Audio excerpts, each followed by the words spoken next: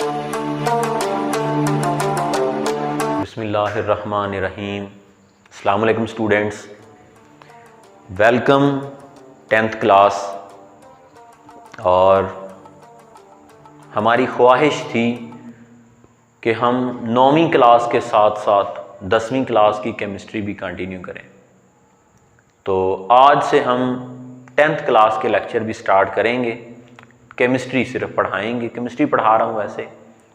और हमारा ये जो जितने भी यानी ये टॉपिक्स होंगे केमिस्ट्री के, हम कोशिश करेंगे कि जो एक टॉपिक के हक़-व-हक़ूक़ हैं उनके मुताबिक हम लेके चलें।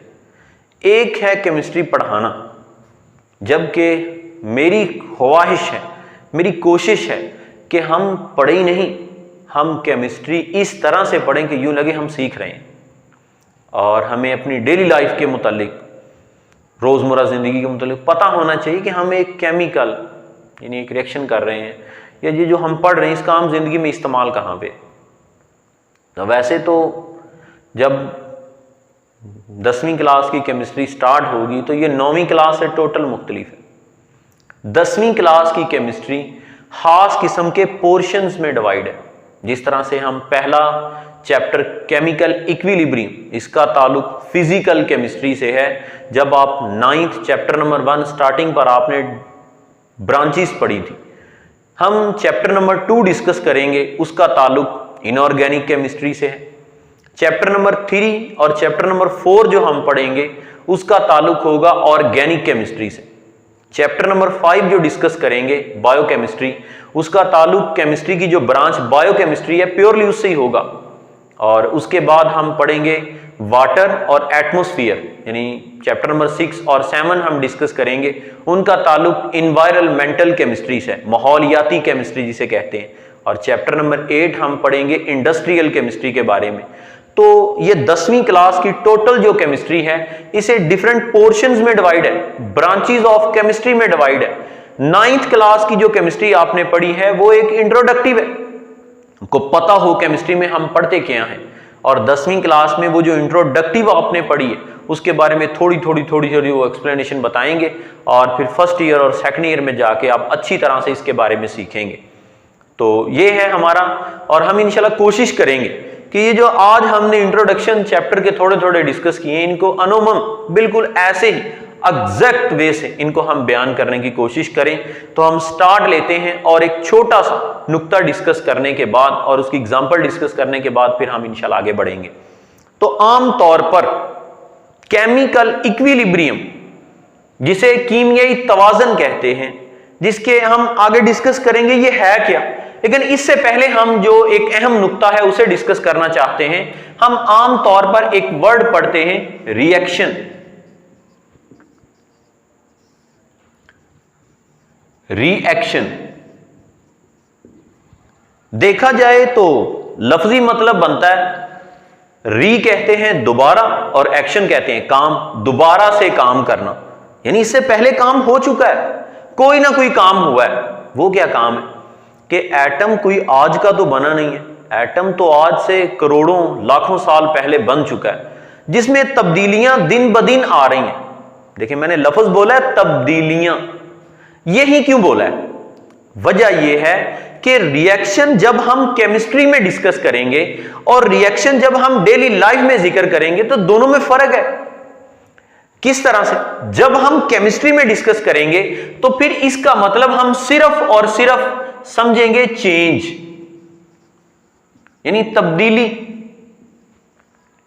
और अगर हम इसको डेली लाइफ अपने रोजमर्रा की जिंदगी के काम में रिएक्शन हम रद्दे अमल के तौर पर देखेंगे, यानी किसी ने आपको कुछ कहा है, कुछ बोला है, तो आप उसके बारे में अच्छा या बुरा कोई ना कोई अपने व्यूज देते हैं, वो रिएक्शन में आते हैं।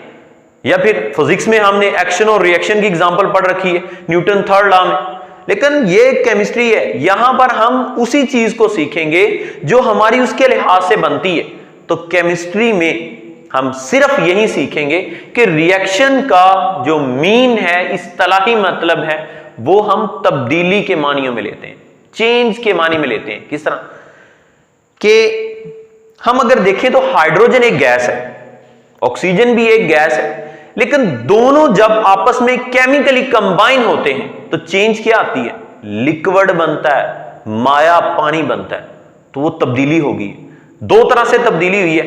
एक तो नई चीज बनी है वाटर, जो कि एक केमिकल चेंज है, एक उसमें फिजिकल चेंज आई है, जाहरी तौर पर तब्दीली आई है कि गैसें मिक्सअप हुई हैं और बन लिक्विड गया, माया बन गया।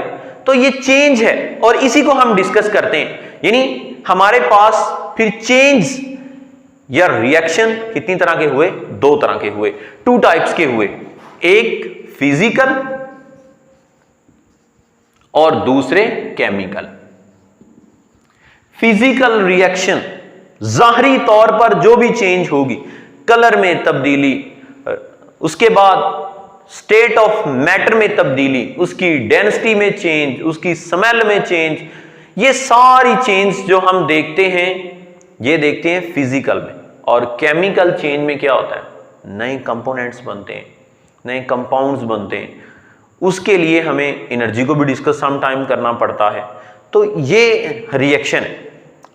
अगर हम नेचर के एग्जाम्पल को डिस्कस करें तो हम देखेंगे कि हम सांस लेने के दौरान ऑक्सीजन इनहेल करते हैं, अंदर लेके जाते हैं, और वही ऑक्सीजन केमिकल चेंज के दौरान, बायोकेमिकल चेंज हो गई या केमिकल चेंज हो गई, उसके दौरान चेंज हुई कार्बन डाइऑक्साइड और उसको हमने एक्सपेल आउट कर दिया, बाहर निकाल दिया। अब देखने में यह हुआ कि हवा अंदर गई और हवा बाहर है। जाने वाली हवा और है, आने वाली हवा और है। हम देखेंगे इसमें फिजिकल चेंज क्या है और इसमें केमिकल चेंज क्या है। फिजिकल चेंज ये है कि जो हमने हवा इनहेल की है उसका कलर देखें वो भी सेम, और जो हमने एक्सपेल आउट की है उसका कलर भी सेम। लेकिन फिजिकल चेंज ये है कि जो हम हवा अंदर लेके जा रहे हैं उसका टेम्परेचर और है, जो हवा हम बाहर लेके आ रहे हैं उसका टेम्परेचर और है। ये फिजिकल चेंज हो गई। और केमिकल चेंज क्या है? केमिकल चेंज जांचने के लिए हमें टेस्ट करने पड़ते हैं। हम चैप्टर नंबर 3 में जाकर टेस्ट डिस्कस भी करेंगे। केमिकल चेंज ये है कि हम जो ऑक्सीजन अंदर, जो हवा अंदर लेके गए, यानी उसमें ऑक्सीजन थी, उसमें नाइट्रोजन गैस थी, उसमें कार्बन डाइऑक्साइड थी, लेकिन ऑक्सीजन की कंसेंट्रेशन ज्यादा थी। जो गैस हमने बाहर निकाली उसमें कार्बन डाइऑक्साइड की कंसेंट्रेशन ज्यादा थी। यानी चेंज ये हुई कि ऑक्सीजन चेंज होगी कार्बन डाइऑक्साइड में, ये केमिकल चेंज है। और फिजिकल चेंज हमने डिस्कस की है कि जो हवा हम अंदर लेके जा रहे हैं उसका टेम्परेचर और है, जो हवा हम बाहर निकाल रहे हैं उसका टेम्परेचर और है। तो ये एक फिजिकल, और हमने डिस्कस किया है केमिकल चेंज को। तो इंशाल्लाह हम कंटिन्यू करेंगे नेक्स्ट कि हमारा ये टॉपिक क्या होगा और केमिकल इक्विलिब्रियम क्या है। बड़े मजेदार टॉपिक होंगे स्टार्टिंग के। इतने पर इत्तेफाक करते हैं। अल्लाह हाफ़िज़।